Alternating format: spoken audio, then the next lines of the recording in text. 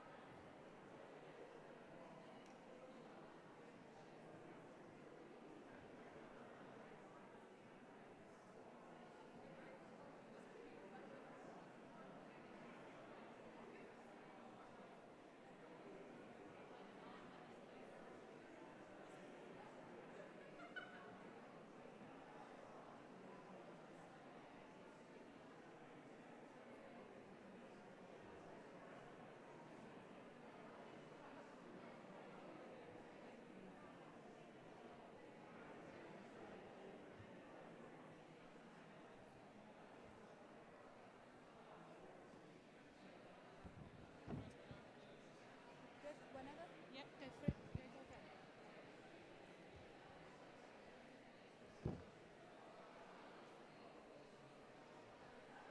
Hello. Hi. Hi, everyone. I'm Marissa Diaz. And I am Hattie Schofield, and we are both students here at the University of Kent's Brussels School of International Studies. and members of the Beyond Brussels podcast team. So from everyone at BSIS, I would like to thank you for joining us tonight. Tonight is the first in a series of events that are commemorating the University of Kent's 20 years in Europe. And what a really interesting time to be in Brussels. You have Brexit, you have the trade wars, you have the European elections, you have Trump trying to shake up NATO, and we here at Kent have front row seats to what will be incredible moments in history. That's arguably the best thing about BSIS and the University of Kent in general. We have access to this great network of academics and students that are all really interested in this. And in our case, we're in the capital of Europe during it. We also benefit from being a very close-knit community. So everybody knows each other's names, and we're encouraged to collaborate and follow our dreams. Yeah, so for example, our podcast, award-winning Beyond Brussels. Award-winning. We actually got a lot of support from the university because we were intellectually curious and really driven for something that was really new. So it's an absolute honor to introduce our guests and hopefully have an amazing and insightful conversation. So that's enough from us. Enough Please from us. help me welcome our Chancellor, Gavin Esler, and Mr. Brian Hayes.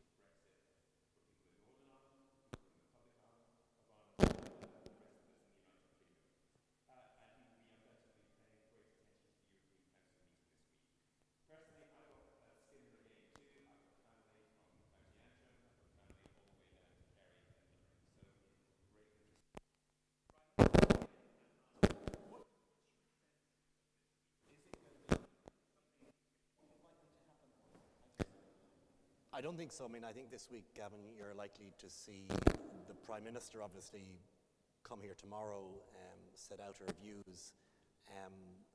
And I think quite strongly the European institutions will then, and the Council will say what our red lines are. And I think everyone will go back into this kind of tunnel that they've spoken about, and very little will be said, I think, for the time thereafter. I'm hearing this morning that a key date for the British now is this question of your budget that's coming up, I think, the 26th of this month. I think it's important that that budget goes through, because obviously the Prime Minister depends on DUP support.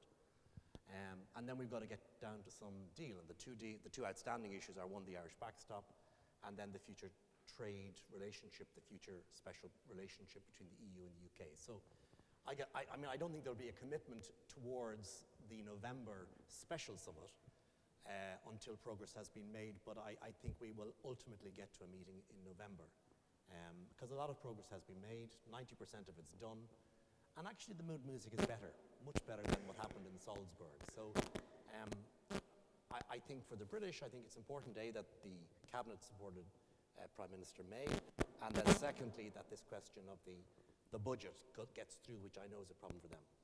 I'll put throughout this, because we get a lot of, obviously, Brito-centric coverage about what British newspapers are saying and so on.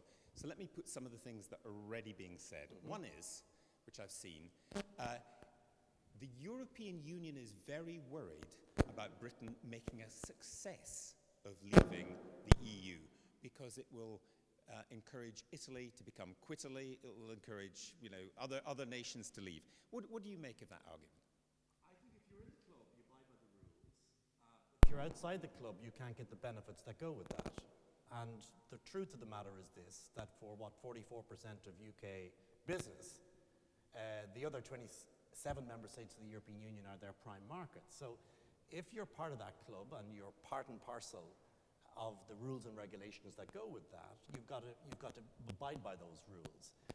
My sense is from the start that the European Union, the thing that they really want to hold dear is the single market. It's a rules-based system. It's a legal system, a rules-based system. And that system has to be upheld and supported. So when we speak to Michel Barnier, he is very clear that the integrity of the single market is something that we've fought hard for. Margaret Thatcher fought hard for as one of the great architects of the single market, and we're going to defend that. That has been the other thing that strikes me about the critique that's sometimes made in British newspapers is that there is a degree of surprise that the European Union is sticking to something which you're suggesting is and always has been a core value. Absolutely. It's one of the four fundamental freedoms and the single market, I think, are inextricably connected.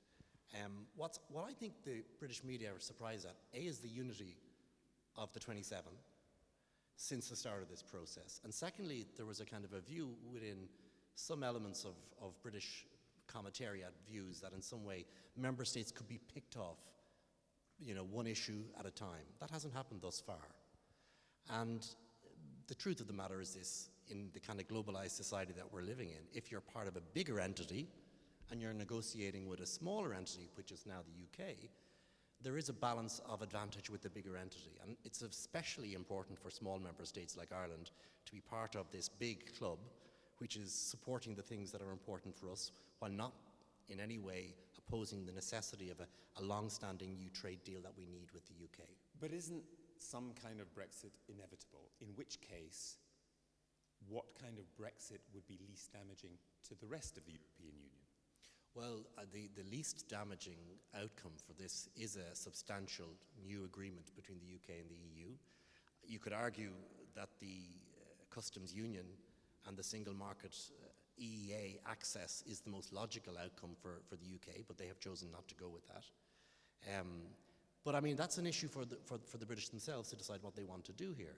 But if you're not part of the club and you're not signing up to the rules, you have to face the consequences of that. And I think for so many institutions here in Brussels and for the great majority of member states, they want to support the single market. And that's the kind of trade-off that I think is going to be very difficult to achieve. Are you surprised that more than 2 years after the vote, Article 50 having been the card being played and a time limit having been set, that actually we still don't know what Brexit is. No, because the truth of the matter is this: when people went to vote, they weren't clear as to what the outcome was going to be. It's a very difficult thing to leave this thing that you've been a member of for over 40 years, which is a huge part of your domestic law. And this, even when this 2-year time frame was put on it, it's very difficult to achieve that, especially difficult when you don't know exactly what the member state that's leaving wants to achieve. We now have a position called checkers, which is effectively that the UK wants to be part of the single market when it comes to goods and agri-product, and it would abide by the regulations there, but not part of services in terms of the single market. And that's anathema to a lot of people in the European Union because they regard that as kind of cherry picking. So it is a surprise that it's taken so long for some kind of finality. There's also an issue, I think, as to what will ultimately get through the British system. The political system seems to be in a state of crisis at the moment in terms of the outcome as to what will be achieved. And until we know that, it's very hard to negotiate the final outcome. But what is absolutely clear is the unity of the 27. That has been very clear from the start and has been a very significant help to small countries. Well, I want to get onto Ireland specifically in a moment, but I'd just like to pursue some of these bigger issues a little bit first. And you're right. I mean, as we started our conversation a few minutes ago, Theresa May was indeed Prime Minister of the United Kingdom, but it wouldn't be entirely surprising if by the time we ended it, something different had happened. How difficult is it to be the interlocutor of a British government who, for years, had always at least been praised, even if people in the European Union and Brussels didn't agree with what they were arguing? They were usually praised as being very competent, that they had good officials here, that the diplomats had high morale and argued, in the case of Mrs. Thatcher, very, very tough things, and got deals within the EU, even being critical. Has that changed? Because some of our British officials are now being criticised in the British press for not being robust enough. Well, what everyone's view about Britain's place in the European Union historically, and you can talk about that till the cows come home, you are absolutely right in saying that the quality of diplomats, the quality of political leadership from the UK side has always been exemplary. And also the way in which the UK has actually transposed legislation, abided by the rules, unlike other member states, has also been exemplary. But we're in a time of political crisis at the moment because we're not exactly certain of the position, and we're not certain as to what the Prime Minister can obtain from the talks. One of the things I would stress is this. I think European leaders are very conscious of the position that Mrs. May is in. Her party is very fractured. This was the outcome to something that the political establishment did not get right. I remember travelling home that night to Dublin, and I spoke to very significant people, British people here in the institutions. They were all cock-a-hoop that the Remain was going to win. They all got it wrong. And because of that political disruption, it's very hard to know exactly what the final outcome is going to be. But I think there is some sympathy for the position that she finds herself in. And I think ultimately the deal that Europe will bring forward from these talks, and I'd still be confident of a deal, will actually be a deal that will play to her strengths, because she has to make a call at some stage what she can get through Westminster by way of the ultimate vote. She has to make that call. But I think the European leaders are conscious of what is possible from her side. There's one other thing which is said very often in the British press about the process, which is the European Union, Michel Barnier in particular, is trying to make it as difficult as possible to discourage any others for pursuing this. What do you make of that argument? I think Barnier has played an absolute master hand. He wants a deal. When we met him first, his very clear French kind of Gaullist pragmatic tradition is, I want to get a deal. It's in Europe's interest that we get a deal. But they're going to have to work for a deal, and they're going to have to sweat for a deal. And it's interesting when it comes to the council meeting tomorrow and the next day. We were discussing this morning in Parliament, what would Mr. Tajani, who's president of the Parliament, say in those talks? And we're very clear about red lines. And I think Barnier very effectively is using the European Parliament as a means of saying, well, in the same way that you have a truculent, difficult Parliament, call it Westminster, we have a truculent, difficult Parliament of 751 members who have very clear red lines. So I think Barnier has played an absolute master hand in all of these negotiations, in keeping everyone together and sticking to the mandate that was given to him by the European Parliament and the European Council, in being clear about what those red lines are on the four freedoms, on the question of Ireland and other issues. So he's pragmatic, but ultimately it'll be a political call by the leaders of the European Council as to what will be in their interest. And that's why I think there's an element of pragmatism that is yet to be played out. Now, where does Ireland come into all this? Because a couple of leading Brexit supporters, including Aaron Banks, who spent a lot of money backing Vote Leave, he's been saying this week that the Irish border is essentially a confected issue. It's made up by people who want to stop Brexit. It's not a real issue. Well, the Irish border is a real issue. This year is the 20th anniversary of the Good Friday Agreement, and we've seen over that 20-year, two-decade periods, a real sense of peace and reconciliation, slowly but surely coming about in Northern Ireland, and a better relationship between Britain and Ireland. I think it was David Cameron who said, I think rightly so, that the relationship between Dublin and London was probably better than the relationship even between London and Edinburgh, though that wouldn't be too difficult at times, and London and Cardiff. So the Irish-British relationship had been transformed by the agreement. It's better than the relationship between Theresa May and half her party, I would Indeed, dare to suggest to you. But anyway, sorry to interrupt, Brian. But I think that's something that has been sundered by Brexit. And when you're a small country and you join this big international group called the European Union, and you're around the table with other big countries, you have a sense of buy-in to that. And then when that big country leaves and effectively says to a part of the sovereign territory of the United Kingdom in Northern Ireland, where a majority of people voted to remain, that we're taking you out of the European Union, despite the fact you happen to be Irish citizens and you have European rights as European citizens, there's an issue around that. And I think the Brexit question, which was essentially in my mind an English nationalist question, has effectively stirred up all of the tension and the potential for disruption in Northern Ireland when things were, broadly speaking, going well. And that, of course, was not part of the debate at the time of the decision, even though some people tried to allude to it. It's not just about the physical manifestation of a border from the 6 counties. It's also about the relationships north-south.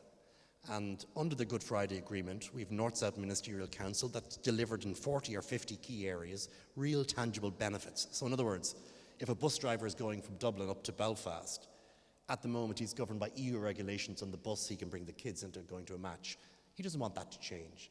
If the woman in Drogheda is looking for a court order against her husband who happens to live the other side of the border, we've an agreement on that. Pharmaceuticals, we've an agreement on that. On livestock, we've an agreement on that. What we were trying to achieve is that there will be no fundamental change in that relationship north-south. And I think for many Irish people who live in Northern Ireland, or for Irish citizens who live in Northern Ireland, who have Irish passports who live in Northern Ireland, who are EU citizens, they want their rights upheld. So it's at the time of the agreement 20 years ago, no one ever thought that Brexit could happen. And yet it has unwound the good work that so many British, Irish politicians and brilliant diplomats managed for many decades to bring about in that peaceful relationship between Dublin, London, and Belfast and Dublin. We can talk a bit about trade and how you actually might manage some kind of Brexit deal in a second. But do you actually fear some kind of return to the horrible 30 years of which people were actually being killed over this? It's a very difficult question because you're beginning to see in some parts of the community a new kind of attempted lawlessness, even though it's not organized and it's sporadic. But if you listen to the PSNI, that you get these... The Police Service Northern Ireland. That you get these very difficult examples that are coming out.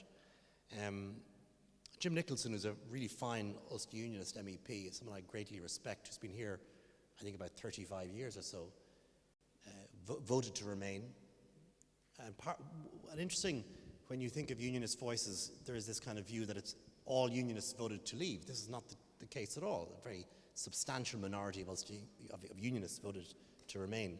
But Jim said to me at the time of the Brexit, he said, I live on the border.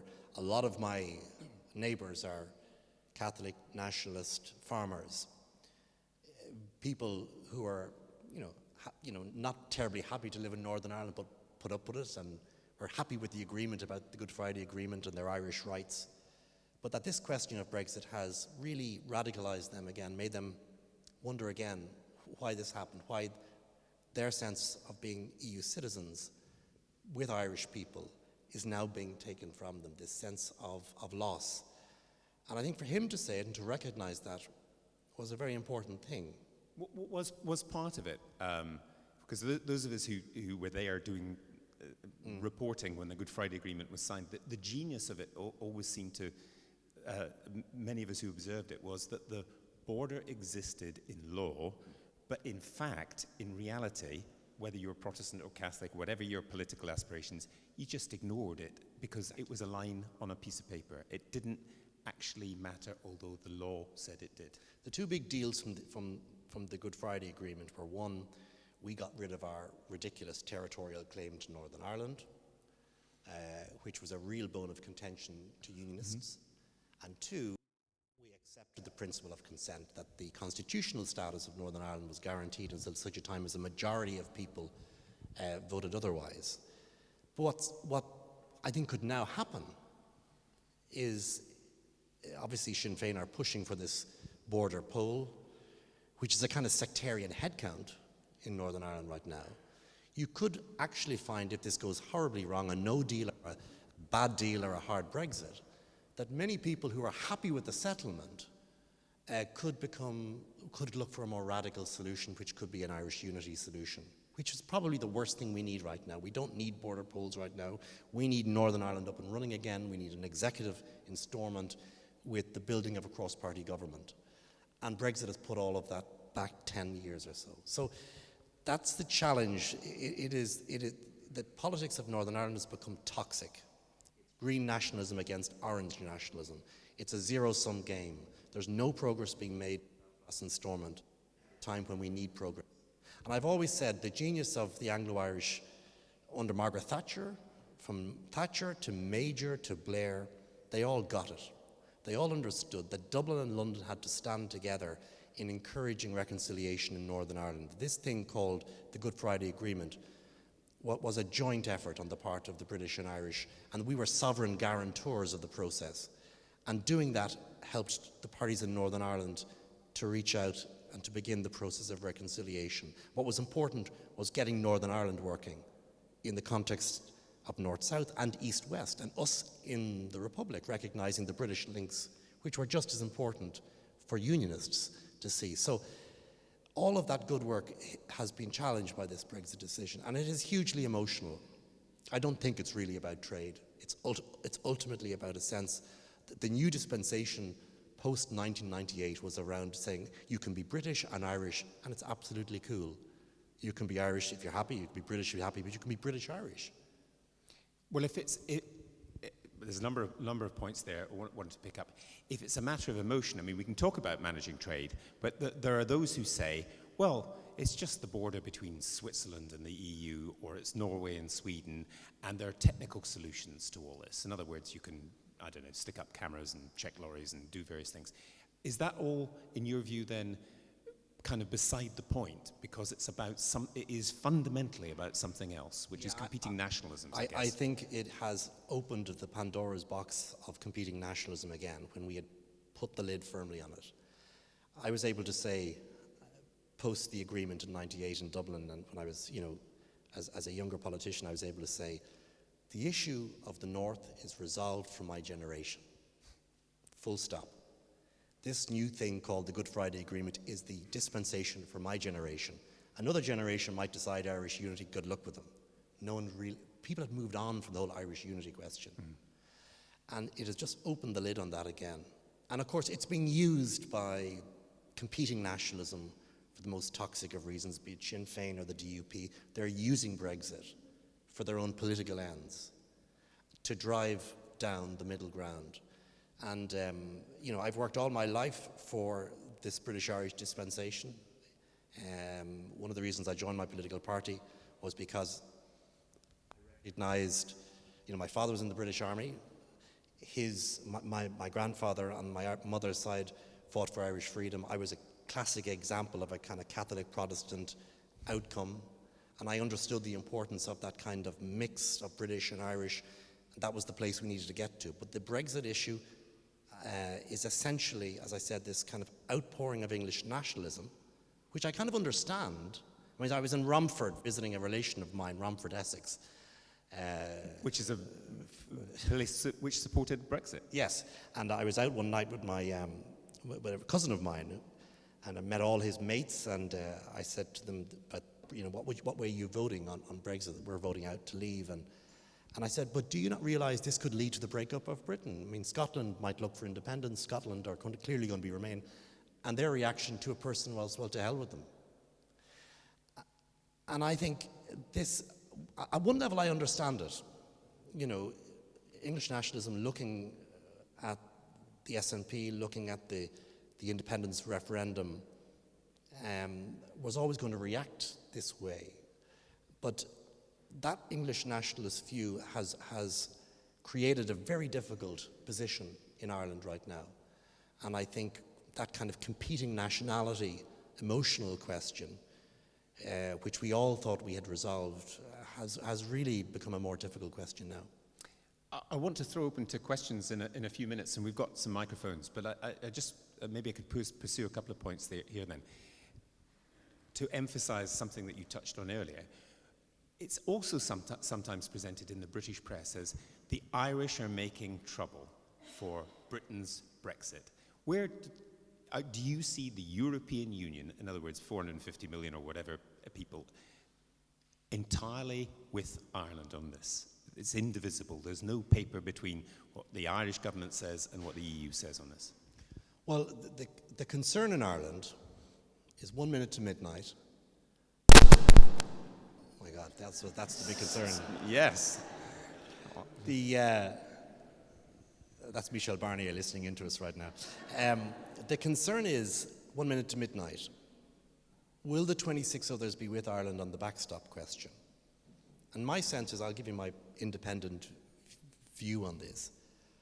I believe the British government will agree a backstop. I believe they understand the importance of it for the Irish government's side. They've already signed up to it as part of the December talks last year. And I think the 26 others will back Ireland on this question. I don't believe that they're using the backstop for the purposes of the wider negotiation with the UK.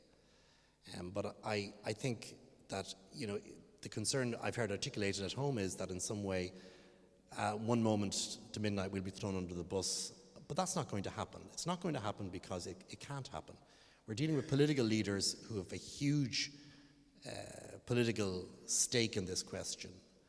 And even if you're small, I think the unity of the EU on that position will stand. There is one other solution which has been put forward very charitably by some of the leading Brexiteers in Britain, which is, of course, Ireland would do much better outside the EU, and then it would all be fine. But, those same people, don't realise that Ireland's story of economic liberation came at the time when we joined the European Union. So all our goods were decided in Britain up until the early 70s. The reason we went from an economy of 1 million people to 2 million at work over a 15-year period was because of the international economy we had created, much of it trading now into the European Union. For instance, we're trading more to the 26 others now than we are to Britain alone. That wasn't the case when we joined in the 70s, or certainly not the case in the 80s and the 90s. Why would Ireland give up the advantage? English-speaking country, common law jurisdiction, access to the single market, which Britain won't have. A hugely great opportunity for Ireland is remaining in the European Union and marketing and selling itself as this small country to the west of Europe with huge connections to the UK, but this even bigger connection to the European Union. So they speak of fantasy, and they certainly don't have our interest at heart when they speak like that. On that happy note, let's have some questions from the audience, if you would. I don't know, we've got some microphones, so... Oh, we've got these microphones. That could cause us problems. Well, at least we don't have backstack. But We're used to sharing. It's a European experience. Yes, there's a lady over there.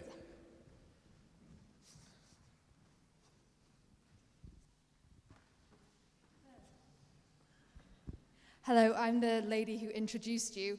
I'm British myself. I follow this day in, day out. The situation with the DUP supporting the government at the moment is a little bit controversial. What would the EU's response be should the relationship between the DUP and the Conservatives break down and there's some kind of turmoil in government and within Parliament? What would the EU's response be, and would you accept an extension to Article 50? So the question is really, whatever with the DUP's relationship with the Conservative Party and the confidence and supply arrangement, that's nothing to do with the European Union. But the question is, what happens on the meaningful vote when Dominic Grieve's famous amendment was accepted, if there's a meaningful vote, that the vote goes down? What happens then? So Nick Clegg came to see us recently in Strasbourg, and he said that very question, you got to offer us more time. But I think that one of the fundamental questions, and of course, as you know, under Article 50, we can extend the talks only by unanimity, if every member state agrees. But the question that the Europeans will pose to the British at that stage is, what are we extending it for? Are we extending it for a renegotiation? I don't think so, because the deal is the deal is the deal. Or are we extending it so that the UK can have a second vote on this in some manifestation? So my sense is that most people here are cheesed off by Brexit, that the world has moved on. While we're all obsessing about it in Ireland and the UK, great majority of member states find it a complete bore. If I'm living in the Mediterranean countries, they're kind of well beyond it now. Of course, Ireland's obsessed by it. The Dutch, German car manufacturers, the Low Countries, Belgium, the Danish pig farmers, they're all obsessed by it, and the Spanish are obsessed with it because of Gibraltar. But I mean, ultimately, the world is moving on. We just want to close the deal. So my sense is, will Europe offer more time? I don't know. It would depend what the more time is for. And I think if more time is offered, will it lead to an election, which will then lead to another referendum? My sense is there won't be another referendum. My sense this is a historic decision. The British will leave. The question is the terms of leaving. And in a funny way, the British have to leave to realize what they want. They believe, some of the Brexiteers believe there's a brave new world for trade deals all over the world, doing super duper deals with El Salvador and all these places. Fantastic, best of luck. Hope it works out fine. But I'm not convinced by it. So in a sense, the mood here is, it's time for Britain to decide what it wants. Thank you. Yes, person with a microphone. Hi, my name is Ola. I'm a part of the September intake, and I'm from Norway. So my question is a two-part question. First part being, do you think Britain will end up with something kind of an EEA deal, or more like Switzerland, or a wholly other decision? And the other part is, do you think that Britain will regret not being a part of the EEA and then go back to being a part of it in the long term? And would that, just to add an addition to that, would that help with the Irish border question? Well, at one level, the easiest solution to the Irish border question is for the UK as a whole to be aligned to the goods, agri-goods and manufacturing goods, because that would necessitate no difference at one level. But that's not on offer. Chequers isn't on offer in terms of what the negotiators are offering.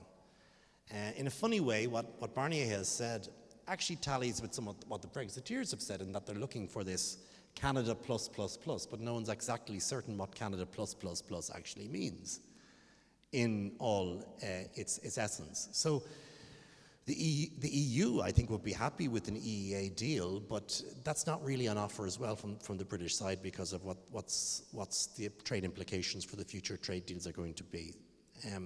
I think one of the possibilities is for the UK to remain effectively part of the customs union for a period of years until they transition. We might even be talking about a longer transition period. That's not part of the official script, but there's a possibility in that. And then at the end of that transition period, a fuller deal has to be on the table. But the Prime Minister is speaking about checkers and what checkers means, which is an alignment on a regulatory level on agri-product and on goods, not on services. And the official view from Brussels is that's not an offer because we don't do deals like that. So you could well have a situation where it'll take a number of years at the end of the transition for that to be worked out. And then the question on the British side is, do we believe that they actually will transition to a deal that is worthwhile? And in the meanwhile, what will be lost as a result of that? So I don't know the outcome of that. But Canada Plus is on offer at the moment. Nothing else. Yes, go ahead. I'm an economist and therefore should be ignored in any discussions about Brexit on this, but I wasn't going to talk about the economics of it, although I've seen some reports today which suggest that actually all of the forecasts were about right. They got the timing wrong, but the end point was about right. I want to go back to Article 50, and I wonder what was in the person's mind who wrote Article 50, thinking that 2 years was an appropriate period for disentangling oneself. It strikes me it's a little bit like when you set students' essays and you say this has got to be completed by the end of term, so you've got all of this time to do it in, and they do it in the last 2 days. There's a tendency always to believe that the history of the European Union is that people have always found, you know, the 11th hour, the 59th minute of the 11th hour solution to it. But I'm wondering it the other way. What on earth was David Davis doing for 18 months? Not a lot, it seems. Perhaps the British politicians who found themselves in an unexpected position of negotiating this have not actually served their country or even themselves very effectively with this. So I just wonder if this sort of time limiting that was put in there is really an appropriate way for conducting such difficult negotiations like this, because there is this tendency always to push things to the end and believe that the solution will magically come out of a hat at the end point. And I suppose there is one difference from setting an essay, because you tend to set an essay question with something in mind, rather than just saying, write something in 2 years, which is where we set it. Yes, but remember that economists set the same question every year, but the answer differs. Well, whether it's a good idea or a bad idea on 2 years, that is the de facto position. And we've got to, I mean, we didn't initiate Article 50. And I would ask the question, why was Article 50 initiated when there was no clarity from the British side as to what they wanted from the talks? Which is, I think, a fundamental question in all of this. Do you think that's an odd way to proceed, to decide you're going to do something very big but not know what the big thing is? Exactly, yes, I do.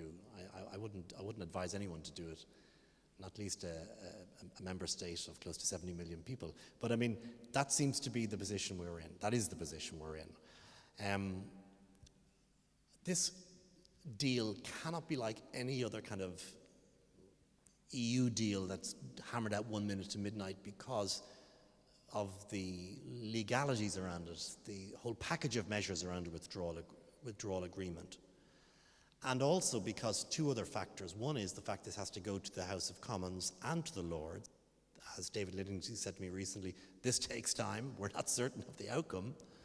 And equally, it has to go to the European Parliament to kind of the view of which will take some time from the relevant committees. So in previous European deals, it was the Council who said, yes, that'll be fine, and our member state Parliament will ratify, no problem.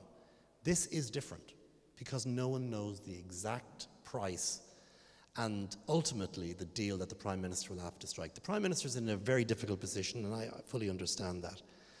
She has to ultimately pitch a deal where she believes she can get it through the House of Commons, notwithstanding the difficulties of her own party and also the difficulties that exist in other parties. And that's the call that she has to make. If it goes down in Westminster, it goes down. And then the only options are, as you said, extension to Article 50, or there is no deal, no transition, no backstop, no nothing. And I would make this point. A very good colleague of mine, Gunnar Hökmark, Swedish EPP, MEP, said to me, really, going back to your remark about economists, oh, you know, you ask Draghi and you ask Carney and the Bank of England, they tell you banks are all capitalized, no problem here. We're, in the worst case scenario, we're ready for it. No one knows the outcome of the worst case scenario. Is it a systemic threat? Is it a new moment that economists haven't been able to predict despite all of their comments about banks and capitalization? So no one really knows. And that's the tipping point that I think people here are very concerned about, that it could become a systemically important financial moment which could really undermine the confidence that's been established since the great financial crash 10 years ago. And I think we've got to be very conscious of that. Thank you. Lady over here. Thank you both again very much for coming tonight. I was just wondering, you know, there's lots of students here, we're young, well, lots of them are young, maybe not as cynical or, you know, haven't been battered and bruised by the process. And a lot of us want to enter into public life. We want to be journalists, we want to be politicians, we want to be policymakers. When you look back, they say hindsight's 20/20.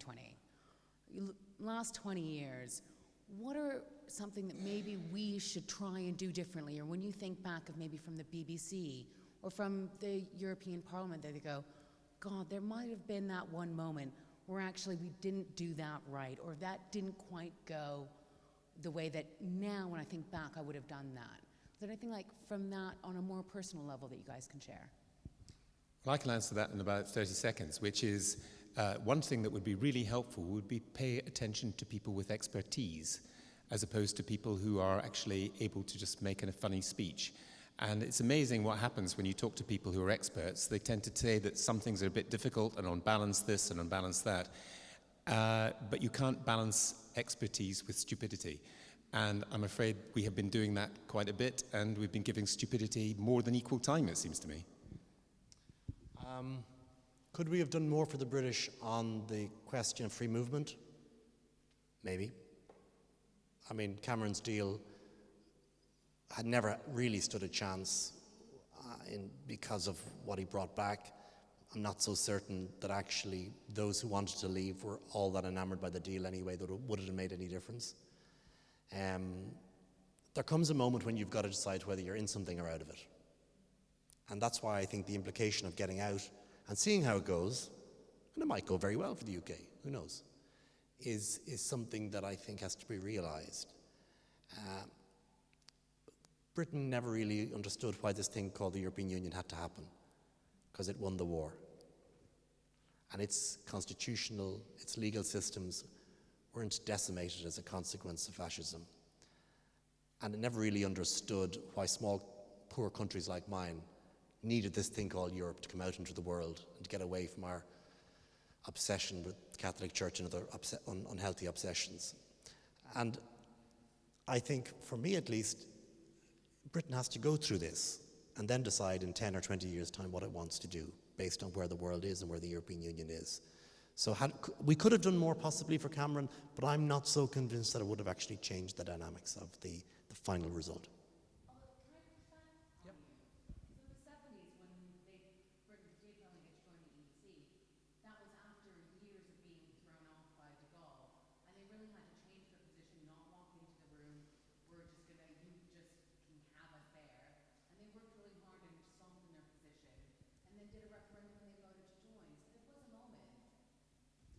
They did a referendum twice, and the second referendum was that we're going to remain in this thing. There was no question that it was time-honoured or time question.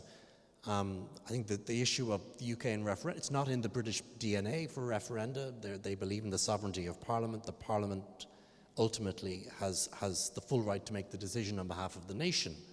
So this very peculiar thing called a referendum that we're used to having in Ireland constantly, even when we get the wrong result, we ask the people a second time to make sure we get the right result. but it's not actually in the political DNA of the British. And that's why deciding this matter by referendum, though, was always going to be difficult and challenging. Thank you. Anyone else?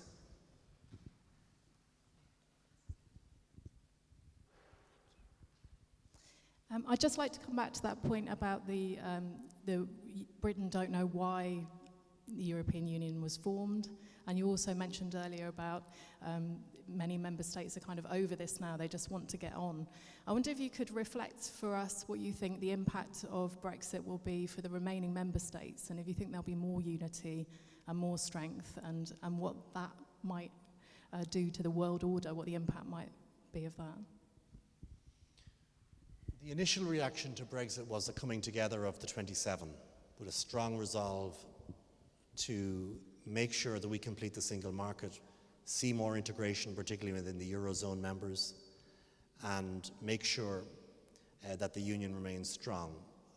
I'm not so certain now, because the rise of populism in Hungary, Czech Republic, to an extent also in Poland, creates a new challenge of populism.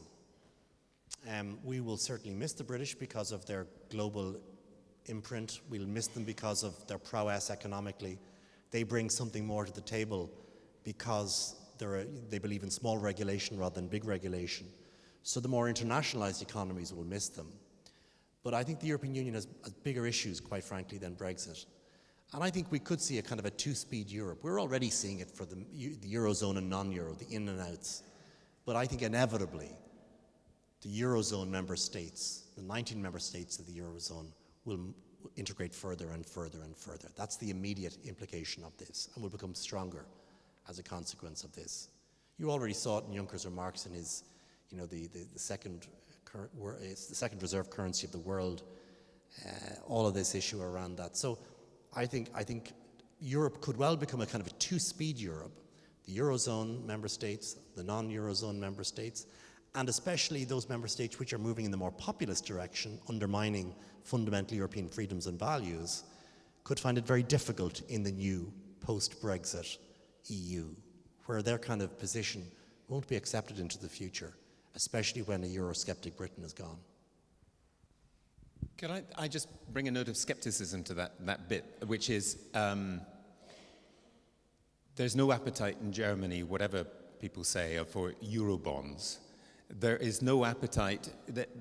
They talk one way about how we must all get together and be more closely aligned. But when it comes down to hard cash, many German politicians feel that is not the way to win votes. The current Mrs. Merkel's government is not precarious like the British government, but it has had several warning shots across the bows most recently by people who are discontented. The migration issue has not been solved. The whole question of what's happening in Italy. There's a whole host of things that one could say are wrong with the EU, which propel people towards thinking that it is fated not to work. That's the situation at the moment, but I think the logical integrationist argument will continue to be the predominant argument over a 10 or 15-year cycle. Europe can't just do nothing. It can't just stay in the kind of neutral position. At some point in the future, there will be treaty change. There's no appetite for it now because of the kind of movement towards populism and the Brexit issue. But who knows where things will be in 10 years' time. The logic of having a single currency with a single central bank in Frankfurt logically means that you integrate those economies which are part of that union. And even though the Germans won't write Eurobonds, they will complete the last pillar of banking union, the EDIS. We already have a single supervisory system. We have a single resolution system. The last pillar of banking union around the insurance guarantee will be delivered at some point by Mrs. Merkel, our predecessor, or her successor. So, yes, I agree with you at the moment, but I think the overall historical role of the European Union has been towards integration of these different member states. And the big loss for internationalized economies like Ireland or the Dutch, the Germans to an extent, of Brexit is the fact that Britain will no longer be at the table. Can I make one other point? We will really miss British MEPs because they're outstanding. No one ever hears about them, knows about them, bar one famous MEP who doesn't go to any of the meetings, of course, doesn't do any work. But in terms of Labour, Conservative, Lib Dem MEPs, they have been hugely important parliamentary colleagues who have been shaping policy, shaping regulation. And all of that will be lost now once they're gone. And I often feel, you know, one of the enduring aspects of the British political system is that you're voted constituency by constituency. You're sent to Westminster or you're chucked out the next time. You're very much dependent, you know, name by name. Yet the British system of electing MEPs was based on these regional lists, which actually was very much against the whole British culture and tradition. But we will really miss them in the European Parliament, and we will especially miss the British in the Council because their influence, I think, was very significant towards the creation of the single market and the fulfillment of that market in the long run. We've got about 5 minutes left. Yes, gentleman over there. Thank you. I'm Felix from Germany, outgoing student, not Eurobonds. No. The question ties very much in about democratic legitimacy, about EU democratic legitimacy. Now, if there will be a deal, then under all schemes or problems, there will be a transitional period. In that transitional period, we'll have a UK that's in all of the things, but what's about European democracy? What's about the European Parliament? What's about things that will be ongoing initiatives and initiatives that will be decided for the future? With populism being there, with all the problems EU has, what will the result be for EU democracy, European democracy, and the role of the European Parliament in such a transitional period? I think that's a fundamental question which has to be resolved in the final withdrawal treaty, because you're right, Britain will effectively be in purgatory for that 2-year period, or less than 2 years, and it will abide by everything that is passed. So we have to be very conscious, whatever comes in co-decision making between the Council and Parliament. But we have to be aware of what the British issues are in that. So I know this is a fundamental part of the withdrawal agreement, how we work the governance question out. But I think it can be done. I mean, you could get a select committee of the Commons and Lords which would liaise with us on issues to make sure that we are not doing things which are completely, which we wouldn't do, which are completely out of kilter with what Britain wants. But equally, this is important, that Britain has to be aware that if it radically changes its standards, which I don't think it will do, or radically tries to undercut our business, that we have a right to retaliate in that situation as well. So it works both ways in terms of the decision making in both sides of the channel. What we need to do in Europe, I think, is we have a very big task ahead in terms of the capital market union, the digital market, making sure that the investment piece, which is still 20% less than at the time of the crisis, is filled right the way across the European Union. But if one looks at where GDP is right now, growth, you know, Europe across all member states is growing now. 7 million jobs have been created in the last 4.5 years. We're at a very good time in the economic cycle vis-a-vis other parts of the world. So we have come back strongly since the crisis. I think the challenge will be how do we sustain that as a consequence of what's happening in the United States and elsewhere. Gordon Brown was in Parliament recently and he made the point that if you could compare the year 2000 to 2008 and then 2008 to 2016, the level of growth of world trade in the last 8 years has been half the rate of growth, annualized growth, in the previous 8 years. And what Europe really needs is that international trade agenda that we're seeing and what we've done in Japan, what we're going to do in Australia, what we've done in Canada. We're doing the deals that the Brexiteers have always wanted, but we're doing them on our terms. And leaving one of the biggest economic blocs in the world for the purposes of doing those trade deals is not the most sensible course of action, I would respectfully suggest. So we've got to prove to our citizens who remain in the European Union that these trade deals, these reforms we have put in place in the last number of years actually deliver enhanced prosperity. And that's the challenge to counter populism, in my view. Thank you. One final question? Yes.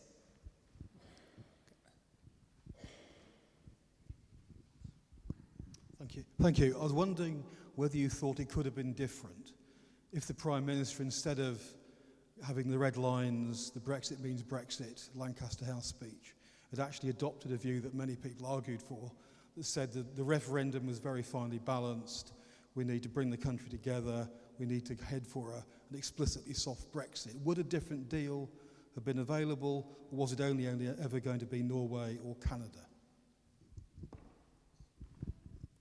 I think that it was only ever going to be Norway or Canada, yeah.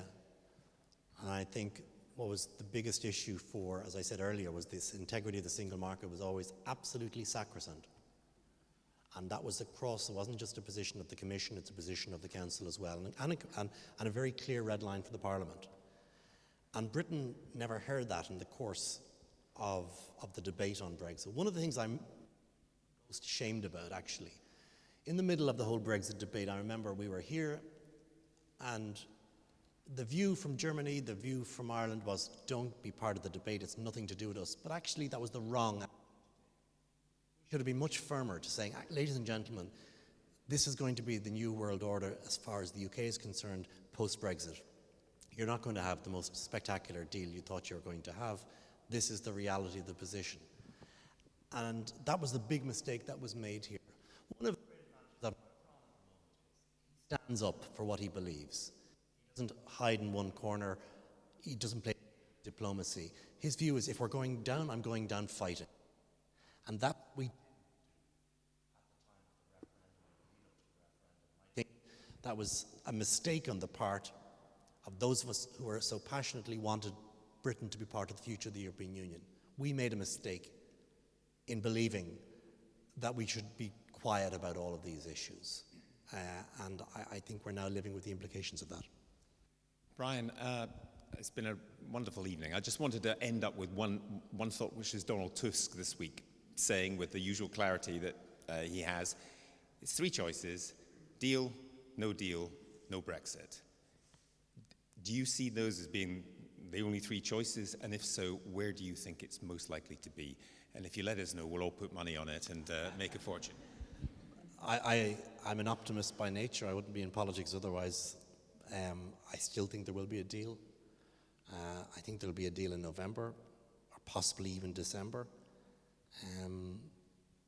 Those of us who've come from countries which had gone through the turbulence of the financial crisis know that if we don't do a deal, we're exposing our citizens to a lot of risks and threats that are completely unnecessary. The question in Ireland is this going to be a 5% reduction in our economy, or is it going to be 1%? And I think that's the kind of view that most pragmatic politicians are taking across the European Union. It is in everyone's interest that we get a deal from this process. UK's interest, Irish interests, every other member state of the European Union. And my political sense is that we will get a deal. Britain, I think, will be half in, half out. But of course, we are talking about a deal between the British government and the European Union. That is also dependent, it would seem, on a deal, because this is what we've been really talking about for 2 years domestically, within the Conservative Party that Mrs. May has to get.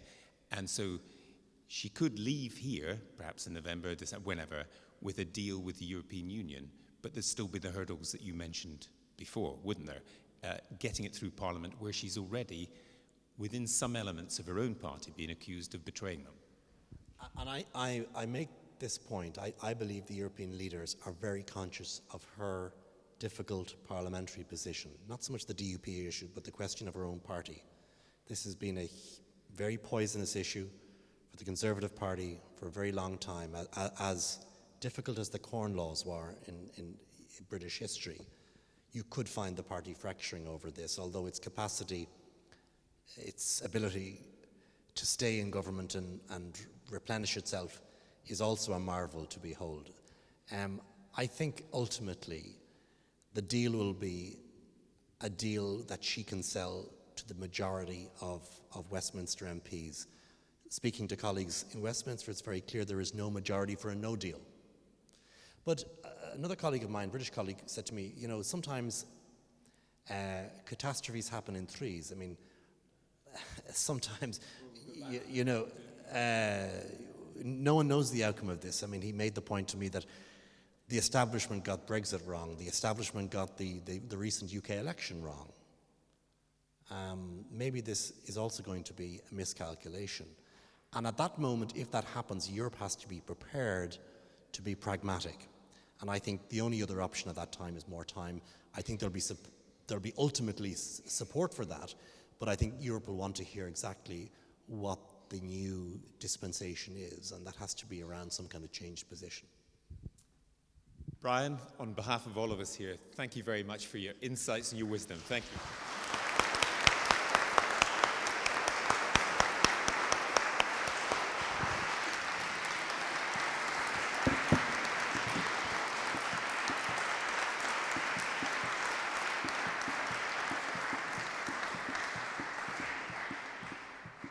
Brian, Gavin, thank you very much for that. For those of you that don't know me, I'm Karen Cox. I'm the Vice-Chancellor of the University of Kent. And I just wanted to say a few words of closure for this evening before we go and enjoy drinks, some food and some networking. Both of you, that was absolutely fantastic.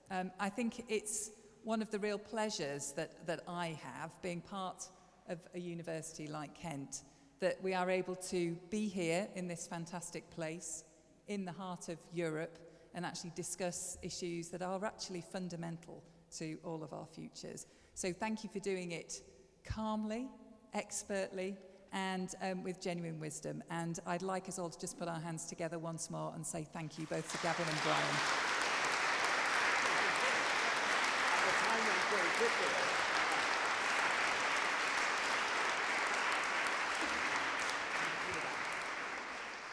I think it's already been said, we are celebrating this year and into next year 20 years of activity of the university here in Brussels, but also across Europe at our other study centres, which are now active in Paris, in Athens and in Rome, but also celebrating the significant number of partnerships that we have across the whole of Europe, which we benefit from. We benefit from those networks. We benefit from the expertise that we share. And we benefit from building a sense of community along with all of our academic activity, knowledge generation and dissemination. So I'm incredibly proud to be part of this university. But I'm also really proud to be here this evening. It's fantastic to see so many students, so many alumni, so many staff, and so many friends. So thank you all for coming here tonight. I hope you've enjoyed our conversation. I invite you to continue to remain in touch with the university if you've graduated already, or if you will please remain in touch when you do graduate. Our Alumni Association here in Belgium is active and we want to keep in touch with you. So please don't let this just be this evening. I look forward to continued conversations with you as we go into the rest of the evening. Thank you very much for taking part. Thank you for being here, and I wish you all the best for your studies here and for your time here. Thank you very much.